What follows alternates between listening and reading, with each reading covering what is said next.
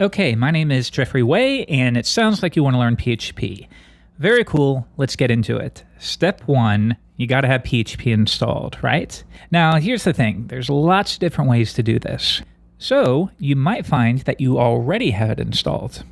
Try this. If you're on a Mac, open the Terminal app, and it may look something like this. Now, alternatively, if you have a bit more experience, you might use a tool called iTerm as well. And generally, throughout the series, yeah, this is exactly what I'm using.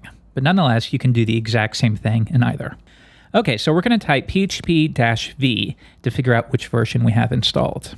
Now, in my case, you can see I already have it. And I have PHP 7, which at the time of this recording, about June 2016, that's the latest release. But yeah, it's possible you might see PHP 5.5 or 5.6, and that should be fine for now. Alternatively, yeah, of course, you can install the latest version using a number of options. One is to use a tool called Homebrew. Now, this is specifically for the Mac, and if you're a Windows user, we'll get to you in just a minute. Now, here's how you do it. Homebrew gives you a nice way to install any number of utilities from the command line. It's really great. So here's what you would do. You can copy this, switch over to Terminal or iTerm, like I noted earlier, and paste that in. Okay, now in my case, once again, Homebrew is already installed, but for you, that'll set you up.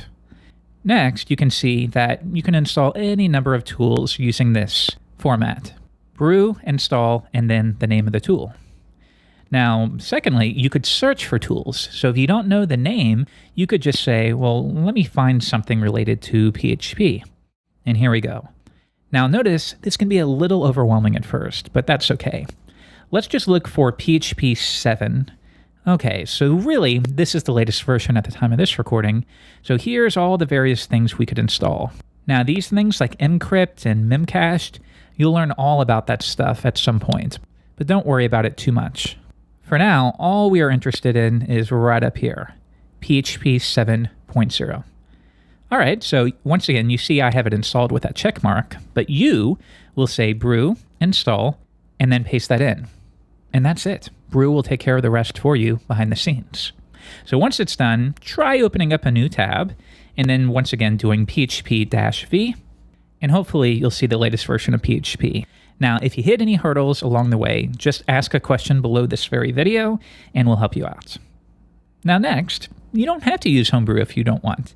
You could use a tool called MAMP. And you can think of this sort of like an all-in-one tool. It'll give you everything you need to get up and running very quickly. And especially a handful of years ago, this tool was incredibly popular. So that's an option for you.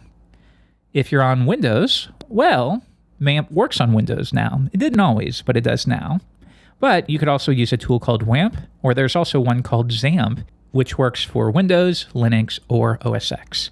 And once again, like I said, it's basically a one-click solution to get you up and running.